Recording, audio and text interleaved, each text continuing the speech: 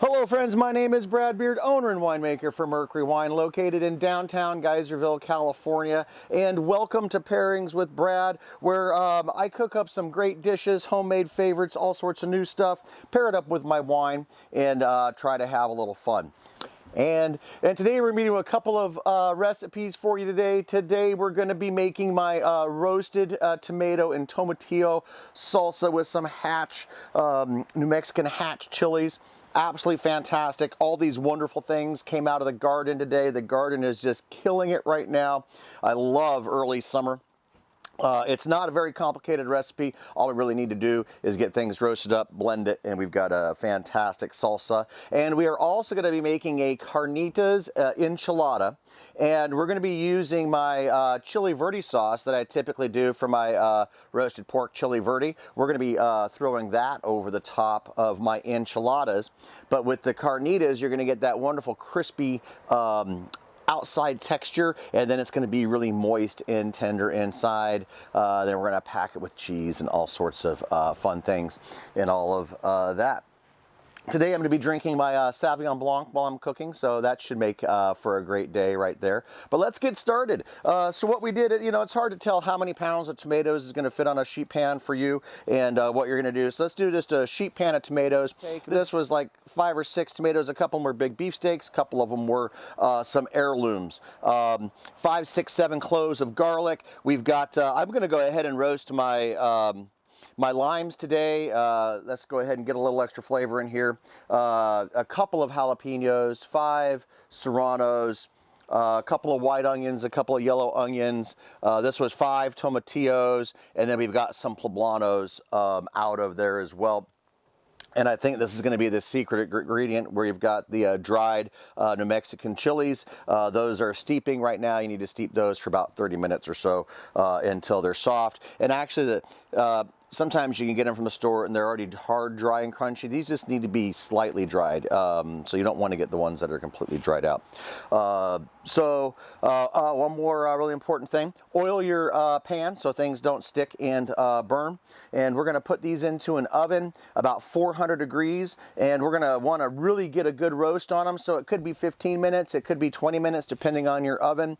And I'm going to be rotating these so we get a really nice char on it. All right, let me get these things in the oven and then we'll get this put together. Thanks. Okay, my friends, we are back and we've got all of our vegetables roasted quite nicely. I think you can see that. It really does need to get a char on the top if we're going to have that roasted flavor in there. So now it did go a little about 20 minutes for me to get all these done and to really get the tomatoes finished up, because there's a lot of moisture in there. I did have to put them on broil, and we got a lot of nice toasty things in there. And just based on the size of what I've got, I think it's going to end up being 2 blenders worth. So I'll try to divvy it up about half and half and put it together. So let's do it. Let's get all of our veggies and our sauce going. Okay. I think what I'll do is put these guys together. That'll make it easier. Perfect. Okay. Sure, we get half of those guys in there. Let's get some onions and serranos. All right. Here, you can speed this up because you don't need to see me just doing this thing. Oh, this one's kind of important. So we got our chilies that have been steeping, and definitely be careful with these guys. They can be hot, but they're nice and flexible now. And then we're going to use a little bit of this water later to thin it out if we need to. So it'd be nice to have that in reserve. Okay, go ahead and get our limes in there. Oh my God, the flavor and smell of these limes roasting, absolutely fantastic. Oh, look at all that good juice coming out of there. There we go. Don't forget about all the accumulated juices.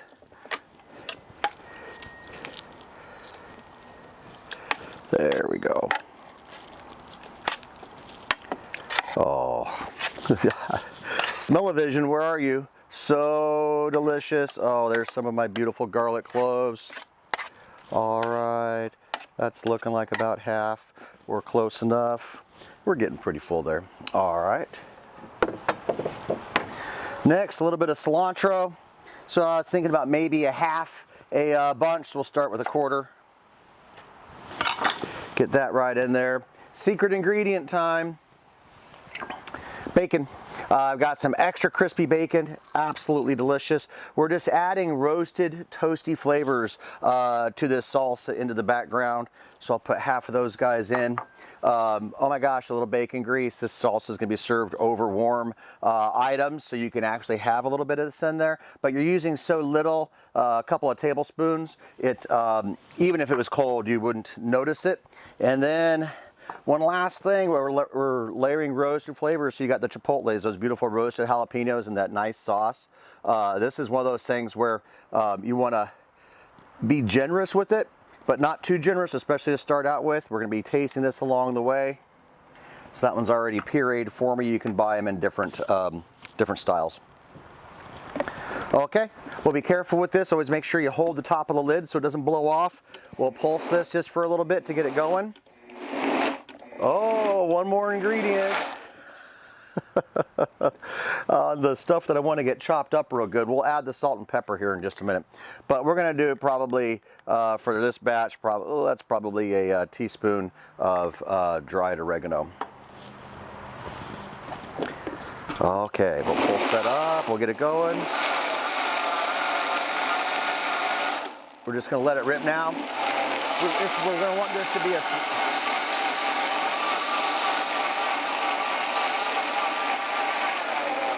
This is going to be a smooth salsa, so we can just let it go. We don't have to worry about having any chunks in there. It's got a nice consistency. I'm probably going to add a little of that juice, but what I want to do before then is get my salt and pepper in there, and then we can blend it up one more time. We can give it a taste. So I'm going to say we're looking at about a tablespoon of salt and a tablespoon of pepper to start out.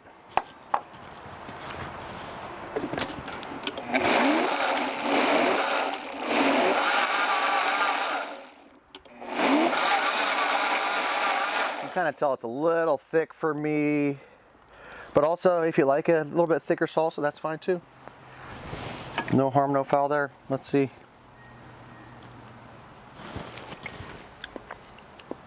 Oh man, wow, fantastic layers of flavor. Those tomatoes were just amazingly sweet, but don't forget we roasted them, so that intensified and caramelized those flavors. I need to add a little heat. I like, this is of course, it's your cooking, your food that you're gonna be making. How much heat do you desire? I probably could have, I held back on the Serranos, just not sure on how hot they were gonna be. So holding back on the Serranos, I think that it could be a little hotter, so I'm just gonna add a little bit of cayenne. That's how we're gonna kick it up real easily. I don't know, this is probably gonna be, that looks like a half a teaspoon there. And then we'll use a little bit of the liquid just to thin it out a little bit. There we go.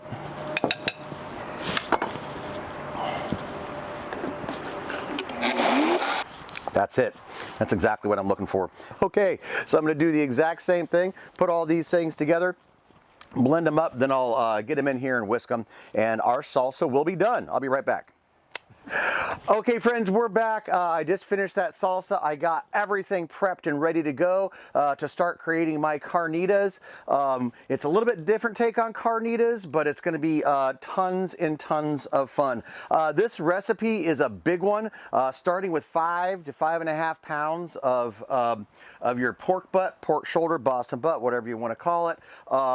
Just trimmed a little bit. You want to leave a little bit of that fat in there, or a lot of that fat actually in there, because most carnitas are actually almost deep fried in their own fat. We're doing it a little bit different way today. We're going to be braising these things, and we'll crisp them up under the broiler a little bit later. So we've got that 5.5 pounds of stuff, and the other reason why I'm making such a big batch is that, so we're doing it for today. I'm gonna eat this tonight for dinner. We're gonna do it for my happy hour live, and then I also want to have some carnitas tacos throughout the week, so it'll be that's why I've made such a big batch. Talked about the fat, talked about that. Let's go ahead and get these things seasoned up and make this happen. All right, so we got our 5.5 pounds there. We're going to start with 2 tablespoons of salt and 2 tablespoons of pepper. Yes, that's a lot of salt, but this is a lot of meat, and we need to get some good seasoning going on in here. My gosh, then we have 2 tablespoons of cumin. And then we go down to, whoops, don't let any of those goodies get away. 1 tablespoon of onion powder and 1 tablespoon of coriander. And then don't forget, there's probably a million different spices that people can use. Some people use thyme. Oh my gosh, just 100 different spices. Make them the way you like, but this just happens to be the one that I really enjoy. A lot of people don't put the oregano in there, but I like that. So we've got a tablespoon of oregano. Then we've got a few bay leaves. This is basically a whole garlic head, a pretty good size one, about 12 cloves, crushed. You could mince them up a little more if you would like. Oh, I don't want to forget, I did put a little bit of cinnamon in here. Most people will probably double this amount of cinnamon, but cinnamon and I don't get along too long, but I don't get along too well. But I still want to have just a little bit of that in there. And you definitely, the one thing you want to know, if you're making carnitas, you got to have some orange to it. That is absolutely part of the recipe. So not only do we have the orange juice of 2 oranges, we've also got the rinds. These don't have to go in now. We can put them in a little bit. And then we'll go ahead and get the orange juice in. And then don't forget just a little bit of olive oil, about 2 tablespoons probably. 1, 2. And I've got my gloves on today because we really need to give these guys a good mix. Sauvignon Blanc is killer today. All right, we're going to get this going. Nice mix. You just want to make sure everything is really coated.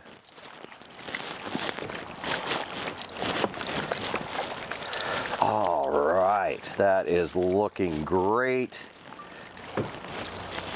And then I've made so much, I'm going to have to do it in 2 separate pots. I'm using, heavy cast iron pots. Let's see if I can do this. Okay, so we're going to separate these as best we can. There we go. Making sure we get juice in both. And this is one of those situations where we're not going to saute these at all. So you don't want a crowded pan, but we don't have to worry about sauteing right now. So I'm going to push those down a little bit. Make sure I've got my stuff distributed pretty evenly. Make sure that the cloves are on both sides. Look like this one got a few more cloves. Yeah, that's looking pretty good. I can't find the bay leaf, but maybe I'll throw one on. Put a couple more over on this side. All right, perfect. Okay, that was easy enough except for chopping up the pork butt. I did make it easy on myself. I went ahead and got the boneless. Just taking that blade out is a lot of work. Spend an extra 50 cents and get the boneless one. Seems to work out really good for me. And the most important part about this now is that you need to cover it, and you need to cover it well with very heavy tin foil. This one has a lid, but I'm still going to put a little tin foil in there to make sure that I get a good seal. Get your oven preheated to 275. So I've even doubled up. Uh-oh, Freddie says, I see a squirrel pop up. All right, Fred, don't go too far. But the most important part here, really you want to get a good, really good seal. And I know there's not a ton of liquid in there, but because we're doing a little bit slower, that pork should give up a lot of juice. But of course, while we're baking this for 3.5 hours, if I notice one of them is a little dry, I'll just add a little chicken stock to it. So this one, we don't really need to push down because the lid's going to do most of the work for us. But when you put your lid down, you'll notice it's a much tighter seal. And that's what we really want, is because we don't want all that steam to get away from us and then dry everything out, because we're going to crisp them up later. Anyway, all right, these things are ready to go. We're going to get it in, but the fat is very important. It's going to render out, and we're going to use that fat to help crisp these things up at the end. So, all right, we'll see you in a few hours. Okay, my friends, we're back. Our pork has slow roasted to fork tender. Well, at least it better have, because I haven't even checked it yet. I checked the other one, so I'm pretty sure this one's ready to go. And now it's time to get it drained, get it ready to pop back in the oven so we can get it all crispy. Then we've got our super fantastic chili verde that we made about a month ago and froze. And now I get to use it for my green sauce. There's a few things we have to do to that. We've got to get it warmed up because it hasn't been cooked yet. We're going to add some of these juices into that sauce to make it even better. And then we've got to fry up some tortillas, but they have to be still very soft so we can roll them. So let's get all those things started. Holy mackerel, that's a lot of stuff to do, and it's getting close to dinner. Okay, let's get this out of here. So just a trusty little colander in there. And this little boy did pop right out of the oven, so we're going to be careful getting everything off there. Oh, look at that. That looks fantastic. Holy smokes. And again, with smell-o-vision, I can smell that orange zest. Absolutely fantastic. All right, so we'll go ahead and pour this in there very carefully. I think when you're dealing with stuff like this, you always want to pour away from yourself so you don't end up getting any splatter. There we go. All right, we got our juices in there. It's odd to pour.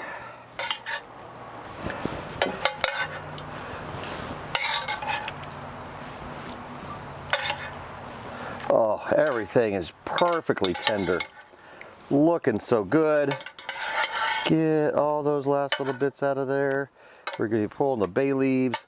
We're going to be pulling all the little orange rinds out. We don't need that anymore. That might be a little too much. All right. See if we can get the rest of this in there. Come on. There you go. That's it. Perfect. All right. We're going to let that drain for a second. We're going to get our chili verde sauce going. We'll just bring this thing up to a boil because we need some of those fantastic sauces that are in there. There we go. Get that guy up pretty good. Looking good. We'll go ahead. This is about a quart, 4 cups or so is in there.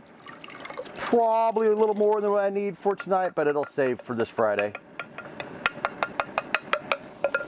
Awesome. Turn that down a bit. Seems to be a little wild. Okay. Now that we've got this over, get that going. I'm going to try to pull out all my little rinds. We don't need them. The bay leaves, we don't need those guys either. Hey, let's get you out. There we go. All right, so once this is finished draining, we're going to go ahead and pour it back in. Try to leave out a few more of those rinds. There we go. Looking fantastic. So many things going on right now. Oh man, let's see. To die for. Absolutely to die for. If you miss a few of these rinds and stuff like that, that's okay. That's not going to matter too much. These just a little zesty for the guy that gets it, because we're going to get these ready to go. So now they're nice and dry, but we still need some of this fat. So we'll ladle off just a little bit of that. Let that settle down a little bit. That'll help crisp everything up. That was the worst. That was the worst drizzle. I think my ladle's too big. Let's see what we got going on here. Let's see. Get that fat. There we go. And then we're going to want to reserve just a little more fat because we're going to put these in the broiler for 4 to 5 minutes, and then we're going to move them around a little bit, see if we can get the other sides crisped up as well. But this is going to crisp up just wonderfully. All right, fantastic. Now, because the chili verde wasn't slow roasted with my normal pork verde, I'm going to add a little bit of this flavor into there to make that taste a little bit better. So I'm going to go with that's probably about a cup, maybe a cup and a half. We'll taste this before we serve it, of course, to make sure it's all right. All right, that's looking good. turn the heat down a little bit. There we go. Now we're just going to go ahead and simmer this up for the next 5-10 minutes. While we're doing that, we can get our tortillas ready. Oh, looking great.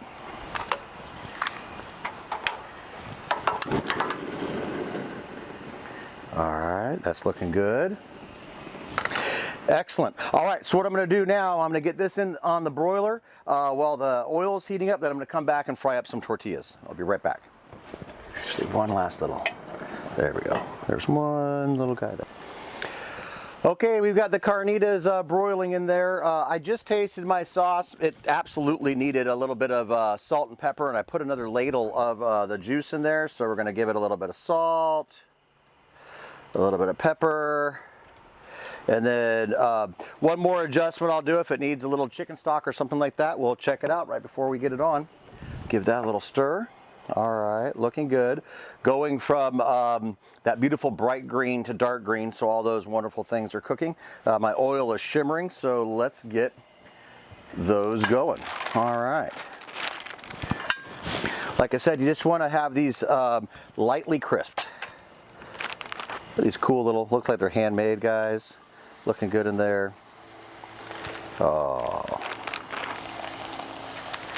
All right. So I get them down on one side, quick flip, I can see that it's crisping up, that's it. Literally only takes that just a couple of seconds. So you really got to be paying attention to these. And if you don't, that's fine too, just get some of that salsa made and make a chip. All right, I'm going to keep working on these, I'll be back in just a minute. Okay, my friends, we've got a lot of things happening. We've got crispification over here on our carnitas. We've got our sauce going. Our verde is looking really, really nice now. It's a nice dark olive green instead of that bright green. And that's what it needs to get to, because all those bright vegetables were uncooked in this situation, so we need to get them cooked nicely. This has been simmering for about 20 minutes. I added a little more salt, I added a little pepper. I'm going to put another little splash of our braising liquid in there. It's tasting great, but I thought one last little thing could never hurt, a little squeeze of lime. So I'm going to hit that in there real quick. Add one more fantastic layer of flavor. Give that a little zhuzh. There we go, looking fantastic. Now it's time. I don't know if you can see this, but we have got full-on crispy carnitas now. I know this is really incredible. It's just going to be amazing. So if you can see that, beautifully crispy. All right, well let's do this. All right, we've got our crispiness on top. You can hear that scraping. Scrape, scrape, scrape. Good crispy on top. Look how fork tender it is. Honestly, I let this go almost 3.5 hours. I think you could probably get away with 3, especially because we're going to put it back in the oven for another 20-30 minutes while we're getting all the flavors to come together. So, well, I touched it, I better eat it. So tender, so crispy, so delicious. All right, we got our super awesome tortillas here. We're going to plate down a little bit of meat. All right. Moved it around so we can see a little better. So we're going to grab some carnitas. We don't need a lot. We're just going to push that down. Look how tender they are. You just kind of squish it down a little bit. I always have a problem with overstuffing, but I want that little end to look good there. The other thing that I like to do is just the Mexican 5 cheese blend. Just a little rub across the top, and a little cilantro and a little white onion. Because it's only going to be in there for a few minutes. That's going to add this nice crisp bite to it. And it looks like I overstuffed it, but let's see if we can get this baby to roll up. Hey guys, get out of there. Oh, just barely. All right, gonna form it really nicely. See how that tortilla didn't break, so it's not too crispy. We'll get that rolled in right there. Looking good. Oh, one more thing that's really important. You want to oil or butter the bottom of your pan just so that things don't stick. So we'll go ahead and put another one together there. Let's actually, I did one a little bit too crispy, but see, we still have some pliability here. And I think I want that on the inside. Oh, too much good flavor. Too much good flavor. You don't want to skimp on the cheese. You want it nice and cheesy in there. We're going to put some cotta and some other fresh cheese on top, but oh, looking good. All right, give me just a couple of minutes. Let me finish this up and we'll get this thing sauced and back in the oven. Here we go. Okay, we are rounding the final corner. We're getting a lot of stuff done now. All of my fixins that fell out, I just threw them over the top, and I don't know why you don't want to put a little bit on there. I've never done it before, but I think that sounds good. Put a little bit of this cheese in there. This is going to be under the green sauce. I was just thinking, you know, why not? Why not? I mean, I just came up with this recipe a couple of days ago. Might as well have some fun with it. All right, we've got our beautiful green sauce. I have tasted it. I can verify it's fantastic. Again, you gotta let it at least simmer 20 minutes. You have to cook all those vegetables. I've got a better ladle, so it's gonna be fantastic. All right, here we go. Look at that. You want to have a nice bit of sauce running down the middle. I like to leave the edges a little undone just so that they can get some crispy action going on over there. But I think I want a little more drizzle over the side. Little more. Oh, that's looking great. That's exactly what I wanted out of this. Holy mackerel. Delish. Oh, look at that beautiful thick sauce. Gosh darn it, now we're coming to the home stretch. We got a little bit of our Mexican white cheese, the cota. This is a little bit more creamy and just a real, it's not too sharp, it's not too mild. I think it's just right. That's why that's always good on these. So I'm just gonna crumble this over the top. All right, we're looking pretty good there.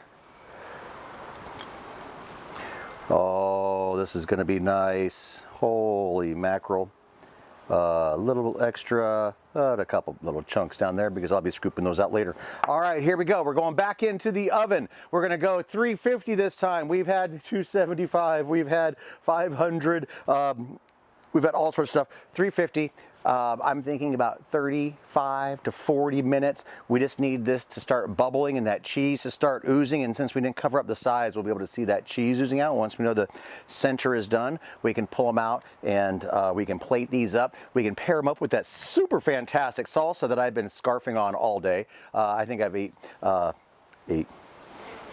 eaten a couple of cups worth so far. Anyway, let me get these in the oven uncovered so it'll be nice and brown and bubbly and gooey on top.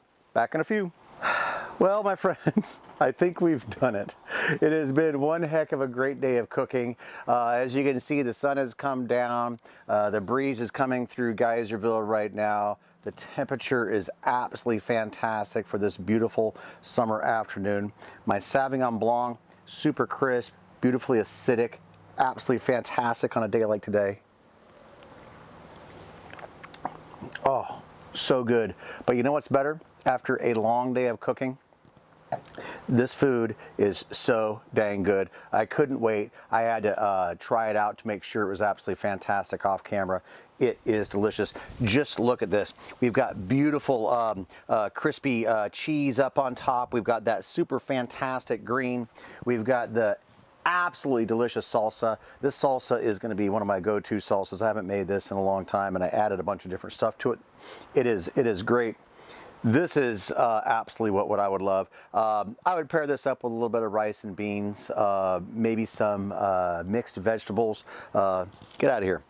Hey, those guys are getting in there. Okay, too much talking, time to get eating. All right, got a little crispy on the side. See, that's why I left the sauce off the side. Oh, one last thing. There was a little bit of liquid that was reducing down on the bottom. I thought about, you know, mopping it up with a paper towel halfway through, but not necessary. Everything came out great. All right, here we go. Let's see what's going on here. Oh, I've got a little bit of pork peeking out the side. This first bite without the salsa, I'm just going, oh, you come back here. Try it. Oh, it's trying to escape. Oh, it's that beautiful cheese is in there. All right, here we go. All right, that's a little too big.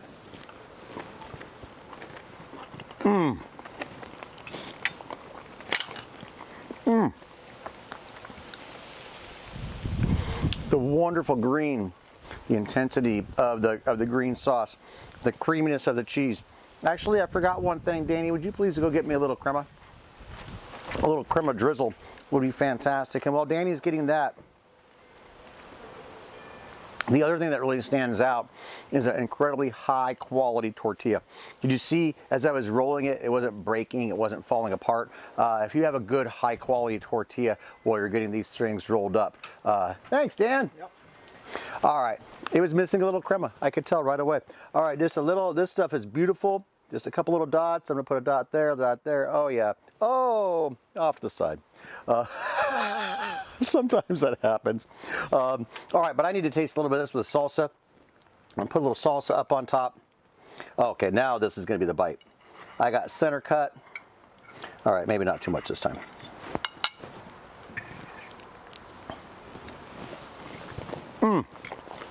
There we go. We got the cream, the sweet tomatoes after we roasted them, the sweet onions after we roasted them, and that salsa are just coming through. This is one of those dishes that the tortilla would be fine on its own, the sauce would be fine on its own, the salsa would be okay on its own.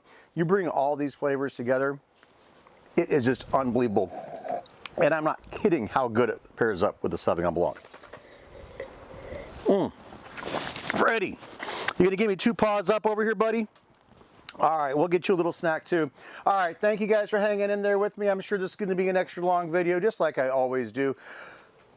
Come visit me in the tasting room. Got to make reservations right now because of the vid. We'll get through it. I'm going to be cooking out in the back patio, so come down and visit us, mercurywine.com, or just look us up on the web. Shoot us a call if you want to come down. Thanks a lot. Cheers.